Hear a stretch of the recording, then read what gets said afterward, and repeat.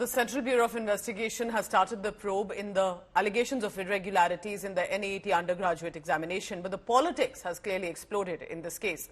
Now remember, while the CBI officially has taken over the cases of discrepancies which have been registered across states, across the country, 3 cases registered in Rajasthan, even alleged impersonation during the examination. That case registered in Gujarat related to a solver gang operating in Godhra. So different angles, different perspectives and complaints that have been submitted.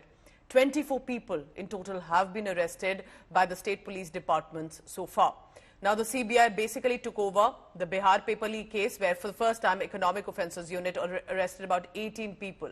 And the mastermind in this case, one Sanjeev Mukhia, is still at large. Search operation has been launched. Remember, we are talking about medical aspirants who would have been future medical professionals of the country and possibly the world. This absolutely needs complete transparency and to discover if there's a bigger rot within the system.